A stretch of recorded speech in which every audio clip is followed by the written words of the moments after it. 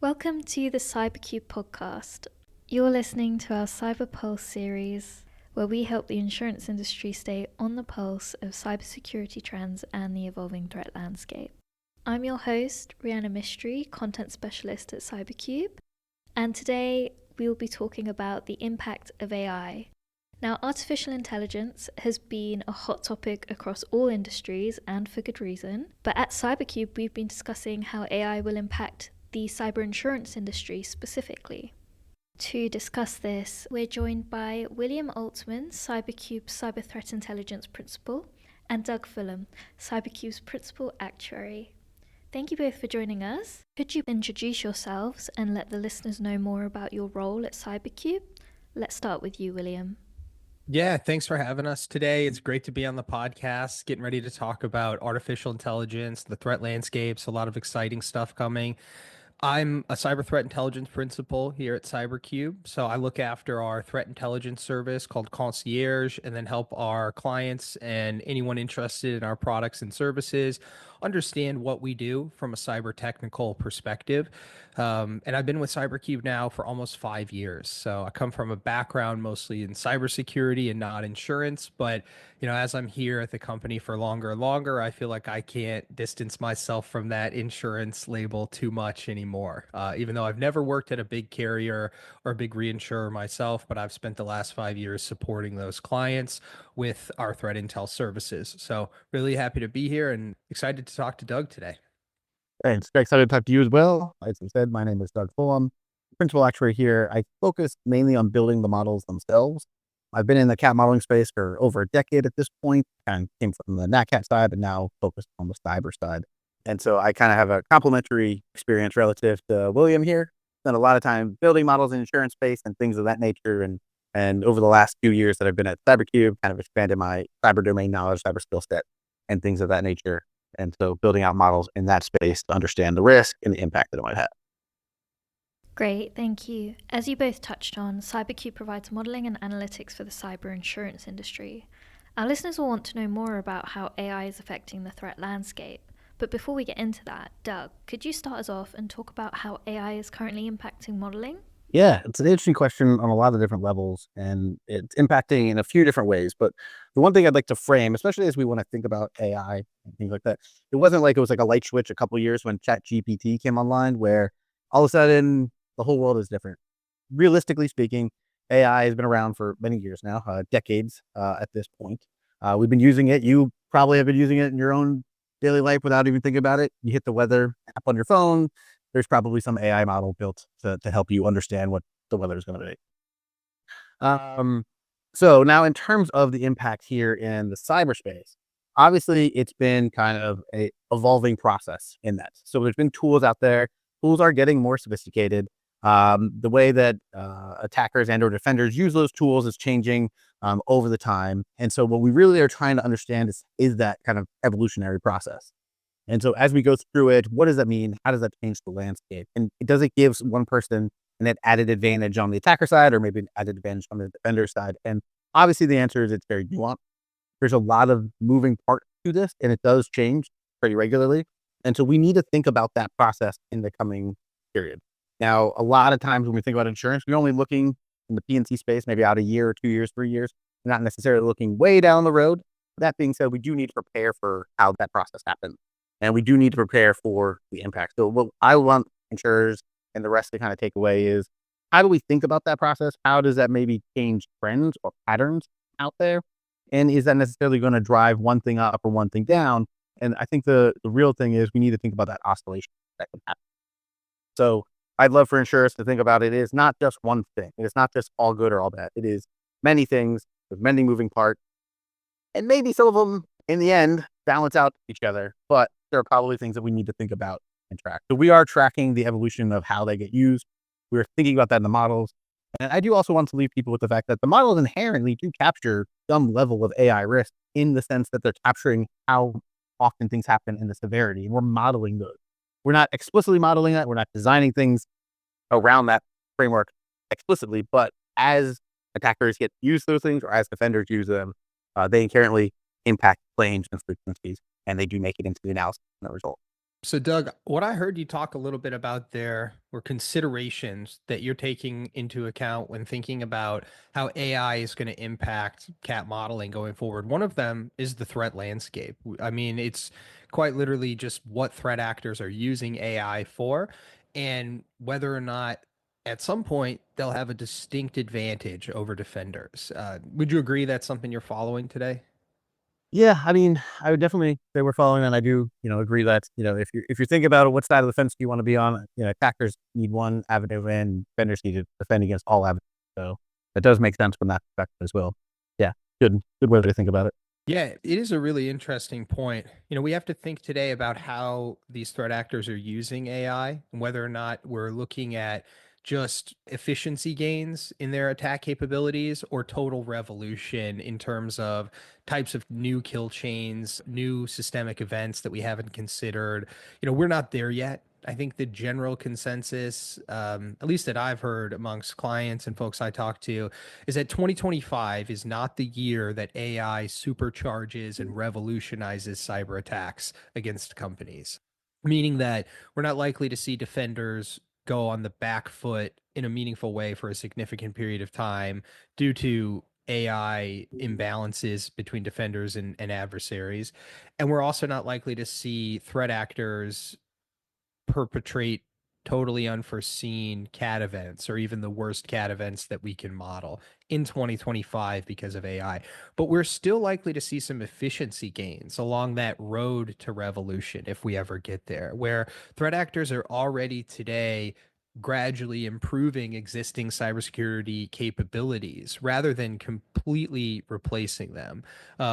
It's more about efficiency when it comes to target selection. I think this is a really big role for AI today when threat actors want to scan the internet for credentials that have been leaked and login portals that match those credentials, or if they want to find the existence of vulnerable assets that exist on the internet at scale and be able to target those with exploits and malware at scale. These are the types of things that are now being made increasingly possible with AI. It's really important to note that bad guys have been good at cyber attacks for a long time without AI. They don't really need AI to be successful at this. However, AI is going to create a new class of threat actor that's not as technically savvy, but still capable of perpetrating meaningful, significant cyber attacks that cause insurance losses. So that group of threat actors is likely to expand. That could cause some type of an impact on frequency and severity of attacks moving forward, but I don't think in the near future. I think we still need to see the systems, the AI systems get more capable, more autonomous, and cheaper, basically, more accessible. And in what ways are cyber threat actors using AI in their attacks?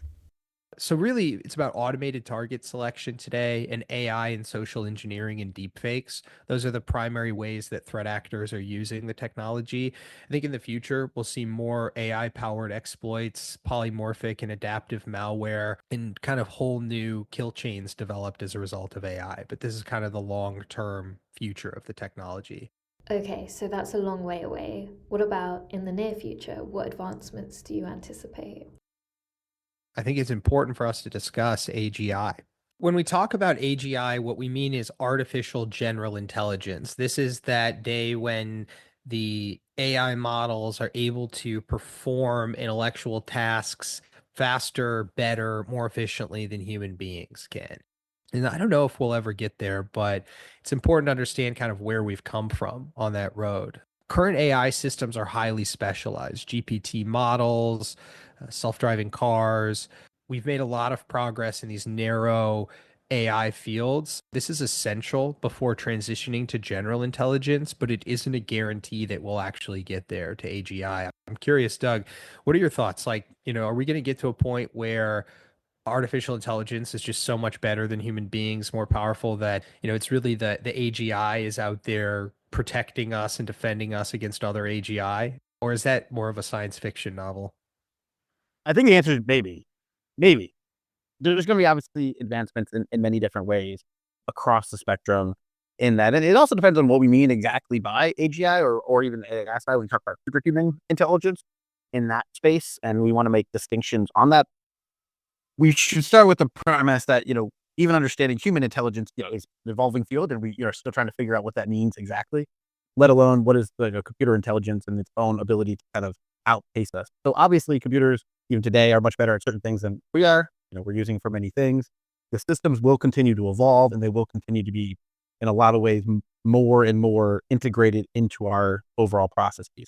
The question is can they surpass us? And they're going to continue to surpass specific areas of us, and getting to a point that maybe there's some sort of parity between the human and the computer, or even that it gets to that ASI, i.e., it's better than the human in general. There could still be plenty of avenues, even in that spectrum, where humans just do better as a general statement. The AGI, ASI is better than us in 1,000 tasks, and we're still better than it in a handful of tasks, or whatever you want to kind of break down between those two. But we will have our systems get more and more. And I think there's also a component of integration with other technology as we see over time, whether that become from, we can think of quantum computing, whether we can think of that from, potentially the human to computer connections. We think what's being done at certain companies where there's more direct connections between that. Even, today we are starting to integrate technology within people for tracking and, or pacemakers or whatever the case may be. But that likely will continue to evolve, and there'll be a blend between where does the human stop and the system begin will be a little bit of a question in the future. But maybe. Right. Because, as much as I'm happy and excited about building models, and we do build various AI models here internally for different purposes, at the same time, it does worry me. Maybe I spent too much time reading, all the scary dystopian future, but at the same time, there are great things that can come from it and leaning into that space. Yeah, absolutely. I think you really nailed it that um, the trajectory of the technology would suggest that we will get to AGI eventually, but it's still, that timeline is still very uncertain. The form of which AI will take in that final era is very uncertain. You mentioned, like integrating with humans, integrating with quantum machines. There's also a bunch of issues and challenges before we get to AGI. You've got computation and scaling issues. Even today's most state-of-the-art models require vast resources but still lack AGI. There's also issues around cognition and human reasoning. Like, we are very good humans at intuition, common sense, emotional intelligence. No AI can master that yet today. And I don't think that we're that close to actually getting there. I think finally the big challenge here is alignment and control. Even if AGI is developed, will it be safe? I think this is where your concern around, like, I want it, but I maybe don't want it. I've seen the science fiction movies. We just don't know what that final form will be, and we don't know if there's going to be any meaningful regulation to control it in the future at all. So I think that does, in the future, hold some implications for insurance, for companies using the technologies. My hope is that the good guys have just as good, if not better, technology than the bad guys. That is kind of my only real hope for the development of the tool, because I think it's going to happen whether we want it or not. I think it's coming, and I think it's best to prepare for it. So insurance companies should start thinking about this stuff now. Reinsurers, cat modelers, they don't need to upend models today. I think we've said this, 2025, probably not the year that cyber attacks revolutionize cat modeling in the space, but there's a lot to consider on the road to AGI and on the road to revolution that shouldn't be ignored by cat modelers as well. Well, I think also just highlighting that point of like the trajectory of where it's going, we are talking about like 10, 20, 30, 40, 50, 100 years into the future on these kind of concepts. And obviously there's a lot of things that can go left or right on that. Mm-hmm. And things that in my head were disrupting, if you look at how those models have evolved over time and the amount of user data that's involved in that, or just general data acquired, most of the firms that are at the top end of the AI space are effectively running out of data. And there's different things that they're trying to do, where they're trying to take synthetic data or just use other methods to try to improve the technology. We've even seen how people are kind of redesigning the models themselves, maybe to use less data. And so that you can kind of improve in that space across it. But, do we hit a roadblock? And that's one of the big questions in my head about the AGI, ASI is, do we hit a roadblock where there is no more information to really train the system, and that intuition that you're talking about, the human is even better at overall than a system. Is that the kind of we just don't have more information to get past it? Theoretically, if there's unlimited data, we could, but maybe it's going to be hard, or it's going to slow down the pace of development in that space. I don't know. That's where my head comes from, of what the biggest challenge to kind of get through. And then the other big challenge to get through, is we both kind of touched on, is just what does it actually mean to be of human intelligence, and where can we kind of merge those two things to be the best of both worlds, in the sense of, we can lean into the human where it's fantastic at, and we can lean into the system where it's fantastic at, and try to get the biggest bang for our buck on that process. And I think that that's where we really need to think about in the next 10, 20, 30 years, is those kind of impact. And what about for insurers? In the insurance space, I mean, there is greater and greater models, greater and greater use. Going into, on the opposite side, from a modeling standpoint, there's lots of things that we can use to understand what that might mean from a loss standpoint. There's lots of things that we can do to build better models using tools that are out there in the AI space.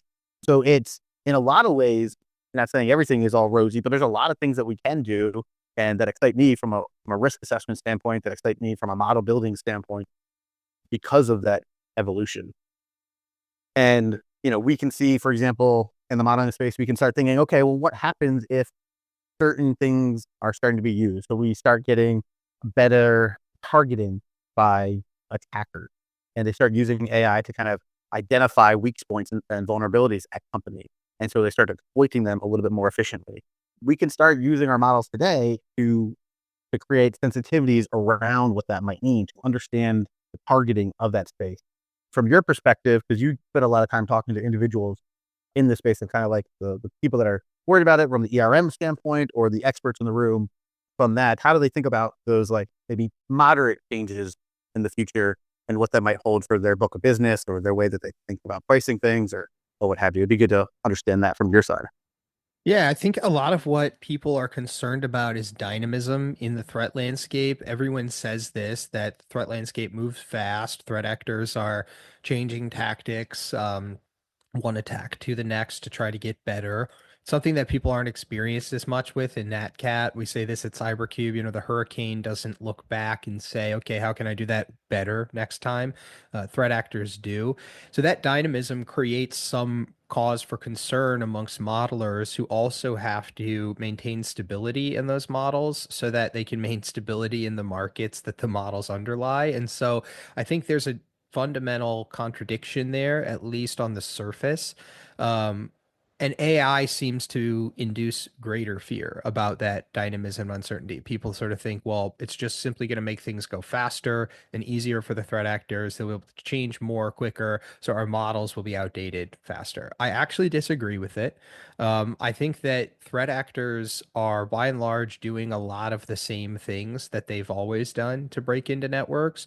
Every so often, technologies are introduced that introduce efficiencies and make things work better for them. Um, Internet scanning technologies like Census and Shodan and others didn't exist, and threat actors were still able to locate vulnerable systems on the internet. Now they can do it at scale using systems that are not primarily AI driven. I think in the future we'll start to see some AI driven scanning stuff that's going to be, concerning, from the sense that threat actors could target hundreds and thousands of companies at the same time, perhaps more effectively than they can now. These are the types of things we should follow, and we should start to look at how our models can adapt to them, but they don't totally throw our models out. I think a lot of what we model at CyberCube is still reflective of what threat actors are going to be doing in the next 5 years, even with AI. They might just do it in a little bit faster way with a little bit more success. So tweaking some things here and there is important. Staying on top of the risk is important, but panicking and throwing things out for a wholesale redesign is not necessary as a result of AI. So that's some of the conversations I'm having around this technology and this topic, today amongst our clients, and, like you said, various experts in the room. Yeah, I think especially the efficiency gains that you talk about are interesting in my head, because, like, there's still, economics played out here, in the sense of, like, okay, I want to attack a place, I want to do it reasonably efficiently. Can I scope out where I need to attack, and can I where's the vulnerability? I don't want to waste time. And AI might effectively be more on that. How can I waste less time? How can I kind of like determine what's more a valuable target to attack and or what's an easier thing to penetrate or where I should focus my efforts on. It doesn't necessarily change who gets attacked and how often they get attacked. Kind of maybe just reduces my overhead of doing that process if I'm the bad guy. So that's also an interesting thing. That doesn't really necessarily change your losses. It just changes the cost It structure does. for the Yeah. bad guy, which I guess in the long run, all costs are variable if you're talking to economists. So that's changes a little bit of that, but it's not an immediate process change in the risk profile. So it's also an interesting. Yeah. Mhm. Yeah, I would agree with that. I think today the the name of the game for us on the threat intel side is to calm down the hyperbole and the hype around AI and its impact on the threat landscape, to recognize it for what it is, where it's actually making a meaningful impact in the kill chain across most attacks, if any, and to then talk about that as it is and realistically and not give into marketing hype. So that's what we're doing on the team here. I hope people can appreciate that and understand that's the way we're approaching it here at CyberCube. Yeah, that feels like a really sensible response, and I think it's important we understand the wider societal response to AI as well. You mentioned regulations earlier. Could you expand on that a bit more? It has a role to play. I think people tend to think of regulators as behind the puck constantly when it comes to new technologies. I wouldn't disagree for the most part, but there are some interesting things happening out there. There's the EU AI Act, which is probably the most comprehensive framework for categorizing AI levels and restricting harmful use. Similar to other regulations, it's only as good as its teeth and enforcement, but at least there's folks out there thinking about this and how we could properly regulate and structure these systems so they don't have negative consequences and some blowback. In the US, I think it's a lot more sector specific and voluntary. There's a lot of executive orders that set guidelines, but no federal laws yet on AI regulation. I think one of the big issues here is people are afraid to regulate it and overregulate it, stifle innovation, and potentially lose the geopolitical arms race taking place between the US and China when it comes to AI. In China, they're heavily regulating AI domestically, especially in content generation, especially in the news and things like that. It's heavily regulated. In the US, I think there's still some private sector players like OpenAI, Google, Microsoft that very much call for AI safety measures, but they also lobby for regulations in their favor at the same time. So I think we've got some competing interests when it comes to regulation that may cause all of these regulations to backfire, and essentially we won't actually get any meaningful regulation and we'll just stifle innovation and potentially lose the arms race around AI. I really hope that doesn't happen. It seems to me like the US is potentially opening up a little bit more to less regulation around this stuff. We'll see. Yeah. Yeah. No, it's all challenges on the development. Yeah, definitely some Right. But challenges. there's also the regulation, the insurance market. hmm How do you regulate for this kind of stuff? How do you think about reserving? Because if we go in the space where we think that AI may influence frequency or may influence severity, and there's this ebbs and flows process to that, which is different than if you want to think of traditional where insurance is born out of when we think about fire or insuring against fire damage from a home, or we want to be more broad spectrum or mortality risk and just life insurance, which is way longer time horizons that we're talking about with that kind of stuff, where traditional regulations from them are, they're usually like the set in stone, how people operate and how people think about setting premiums or reserves, all that kind of stuff. I think there's just an interesting operation. If can you maybe have more dynamic regulations around cyber in particular, where there's more potential oscillation between how much risk that you can take on and how much risk you can cede away and things of that nature. And because the landscape is ever evolving, pluses and minuses, is there a way that we can even think about like dynamic system? We see dynamic pricing in the financial sector. You can go and buy a stock or an option, some sort of options, puts, calls, etc.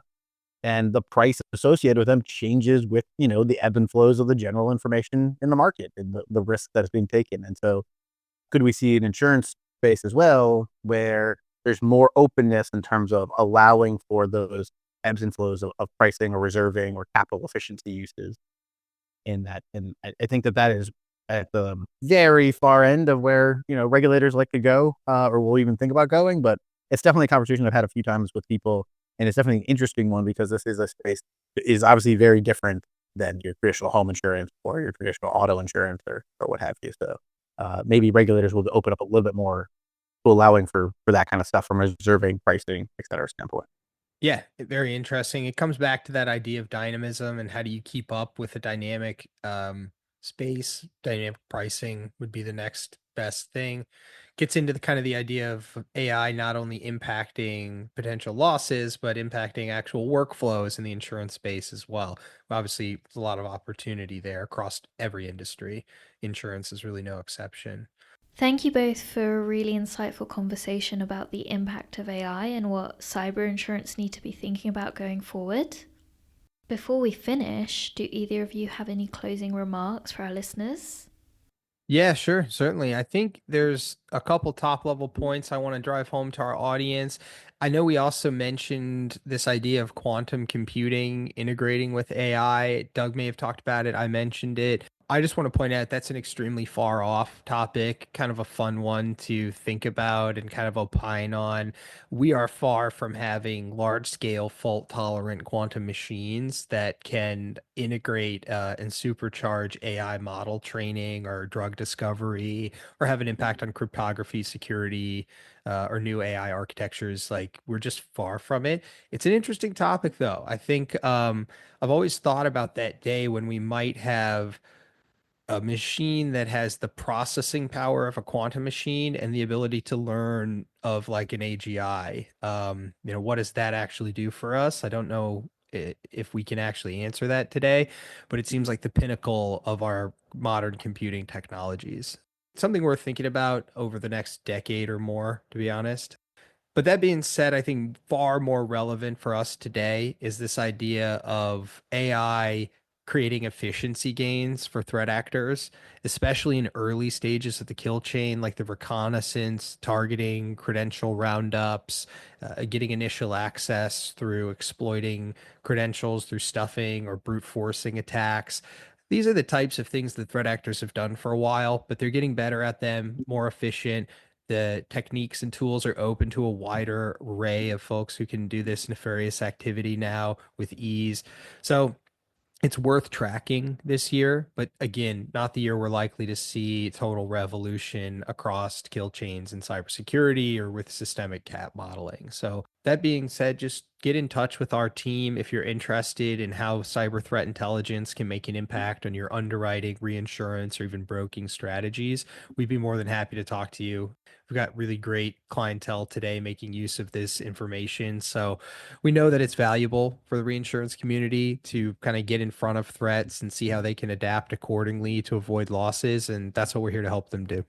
So in this space, you should be mindful that AI not new, and machine learning tools not new. They have been used for decades at this point. You use them in your everyday life, and what's happening more and more and more is obviously they are influencing, thinking maybe more efficiency gains for threat actors or alternative defenders, getting more tools to kind of understand their risk, understand what they can do to mitigate that or where their vulnerabilities are, and kind of close them down. That information's all making it into what we see on the actual end result of the frequency side or the severity side of the event. And obviously, we'll continue to make its way into that, and we'll grow and evolve the models to account for those risks in kind of aggregate processes. That being said, we are still observing to see if we need to think about this more explicitly, and we're constantly thinking through those lenses. It helps that the team builds machine learning models on a regular basis for different parts. So the things that we're learning about are thinking how they could be used. We also using in our space for other purposes, for hopefully the good side of the coin and helping you understand that risk. And so we do have people here that not only are thinking about the risk here, but they're also building models in that space, so they have a direct experience with it in that process. So if you are interested, like William said, if you want to have a longer discussion on that, happy to have that conversation, happy to think through as we kind of observe what's going on. And we're continually every week, every month, we do look at the new threats that are happening and we think about them and think about how they might influence the model result for the next version update and what have you. And it is something that we want to work with our clients directly on to see where they need to understand the risk, but also to see how they're dealing with it, how they're thinking about the pricing or reserving or capital management process of that system. because we're trying to design tools that can best efficiently allow them to make decisions. And then from that, hopefully overall make a better market for the broader community. Happy to continue those conversations and look forward to talking with people. Thank you for listening to this episode of the CyberCube podcast, where we break down cyber risk, insurance, and everything in between. If you enjoyed today's conversation, make sure to subscribe on your preferred listening platform and tune in for the next episode. And don't forget to check out www.cybercube.com or find us on LinkedIn or X for extra content and updates. Until next time, stay informed, stay resilient, and keep shaping the future of cyber insurance.